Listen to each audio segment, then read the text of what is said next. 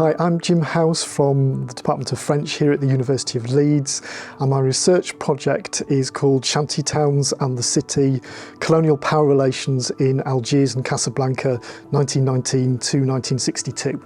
I've been looking at the migration into these cities, the colonial urbanism that then tries to deal with the growth of shanty towns, the history of the everyday life of the shanty town residents, and then how they're incorporated quite unevenly actually into the struggle for independence that took place, and then how the colonial authorities respond to that perceived threat in the form of repression in particular, but also in the form of rehousing for the shantytown residents, a sort of welfare colonialism, if you like.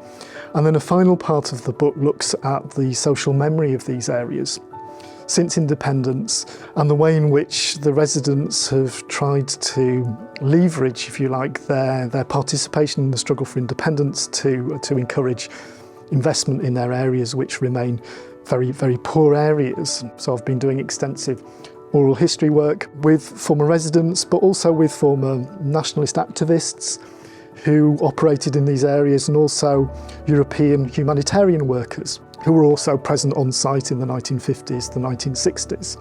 And I've also worked with associations that represent these communities, local historians, community activists, people who have some sort of stake in the past of their area, but they're all people who grew up in that area. Initially, I wouldn't say that I planned the project on the basis of a wide range of participatory research methods. It was something which, during the research process, started to appear much more important to me as I came to understand really what was at stake for many of the local residents in relation to their past.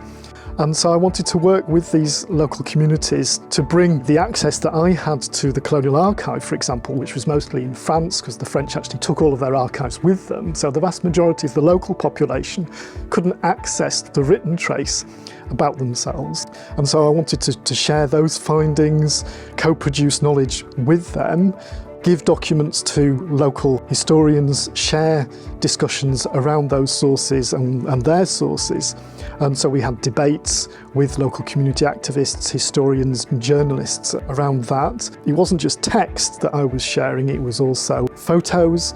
And so I produced a photo montage of the shanty town in Algiers. And so I was able to show what the shanty town looked like in 1953, and many people were able to actually recognise the shacks where they may have been born or where, their local area, because many people didn't have access to cameras at the time, they were too poor. And so this was the first time they'd seen their area as a photo or on a map, for example. We were starting from a context in which not a huge amount was happening beyond the role of the 2 or 3 local individuals interested in the history of their area. But these projects for a local history museum, for the promotion of the urban heritage of the area much more generally, are on the up. And more international researchers and local researchers are interested in those dynamics.